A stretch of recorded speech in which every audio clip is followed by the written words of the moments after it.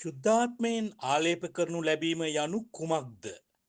අන්‍ය භාෂාවෙන් කතා කිරීම ශුද්ධාත්මයෙන් ආලේපය ලැබූ බවට සාක්ෂියද. Jesus said, ඒසුස් වහන්සේ කිව්වා Acts 1:8, that you'll receive power when the Holy Spirit's come up. ක්‍රියා 1:8 ඇටියට ශුද්ධාත්ම වහන්සේ ඔබ තුළ පැමිණෙන විට ඔබට බලය ලැබේ. Along with power, you may get many other things. බලය සමග ගොඩාක් අනිත් දේවල් ඔබට ලබා ගන්න පුළුවන්. But power is the main thing. නමුත් බලය තමයි ප්‍රධානම දේ. And in the early days, some got tongues, මුල් කාලේ සමහර අන්‍ය භාෂා වරන් ලබා ගත්තා. speaking in another A language. කියන්නේ වෙනත් භාෂාවකින් කතා කිරීම. Even today, අදටත් ඒක තියෙනවා. some receive, some do not.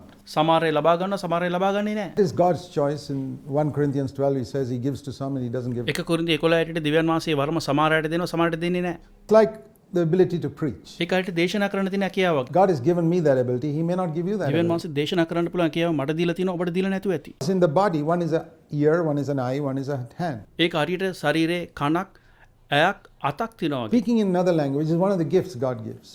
වෙනත් භාෂාවෙන් කතා කිරීම දිව්‍යන් වහන්සේ දෙන වරමක්. Power, every part of the body must have. ශරීරයේ බලය ශරීරයේ තියෙන හැම අවයවම ලබා ගන්න. Whatever you are, preacher or mother, ඔබ දේශකයෙක් වෙන්න පුළුවන් මවක් වෙන්න පුළුවන්. you need power. ඔබට බලය අවශ්‍යයි. Filled with the Holy Spirit. ඔබ සුද්ධාත්ම වහන්සේන් පිරෙන්නට ඕනේ. So ask God to give you that assurance that He's filled you with the Holy ඔබ Spirit. සුද්ධාත්ම වහන්සේන් පිරුණා කියලා දිව්‍යන් වහන්සේගෙන් සාතිකයක් ලබා ගන්න. You must live in that fullness of Spirit all the time. ඒ සුද්ධාත්ම වහන්සේන් පිරීම තුලින් ඔබ හැමදාම ජීවත් වෙන්නට ඕනේ.